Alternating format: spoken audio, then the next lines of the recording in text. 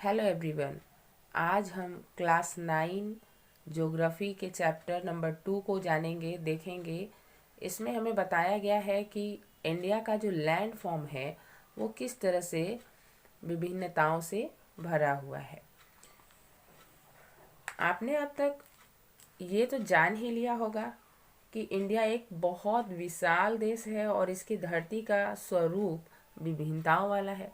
मतलब इनका जो धरती है, इनका जो ये लैंड फॉर्म है, यहाँ पे आप देख पा रहे हो इस मानचित्र में, इस मैप में, कि अलग अलग तरह का लैंड फॉर्म को दर्शाया गया है।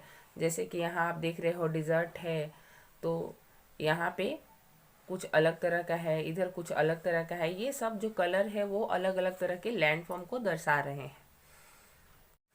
वैसे बच्चों, आप जहाँ पे रहते हो वहाँ पे किस तरह का धरती है?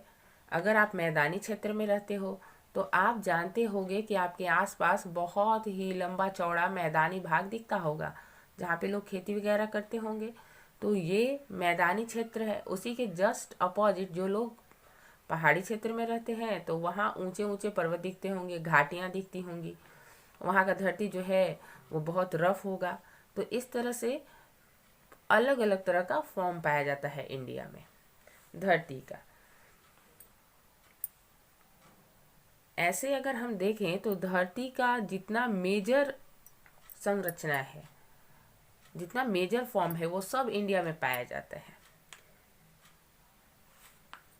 भारत की धरती की संरचना विभिन्नताओं से भरा हुआ है। भूवैज्ञानिकों के अनुसार प्रायद्वीपीय पठारी क्षेत्र जो है वो सबसे प्राचीन स्वरूपों में से एक है और ये एक स्टेबल लैंड ब्लॉक है। मतलब कि इसमें जल्दी जल्दी परिवर्तन नहीं होता है। हिमालय और उत्तरी मैदानी क्षेत्र जो है वो मोस्ट रिसेंट बना हुआ लैंडफॉर्म है। मतलब कि इनका निर्माण सबसे नए समय में हुआ है, या ये कह सकते हैं आप कि जब धरती का निर्माण हुआ होगा उससे अगर हम लोग गणना करें तो रिसेंट जो लैंडफॉर्म बना है वो हिमालय का क्षेत्र है और ये अनस्टेबल जोन में आता है। अब उत्तरी मैदानी क्षेत्र जो है, यहाँ पे आप देख पा रहे होंगे नॉर्दर्न प्लेन्स है। ये जो नॉर्दर्न प्लेन्स है ये जलोढ़ मिट्टी से बना हुआ है। जलोढ़ मिट्टी मतलब जो जल के द्वारा ढोया गया हो, मतलब जो नदियों द्वारा लाया गया हो मिट्टी, उस तरह का पानी के साथ बहते बहते जो मिट्टी आ जाते हैं और इधर जमा होते गए हैं, कछार जिसको बोलते हैं हम लोग, उससे बना हुआ है। ये जो एरिया है वो जलोढ़ मिट्टी से बना हुआ है। इसका खूबी क्या है, यहाँ पर उपज बहुत अच्छा होता है।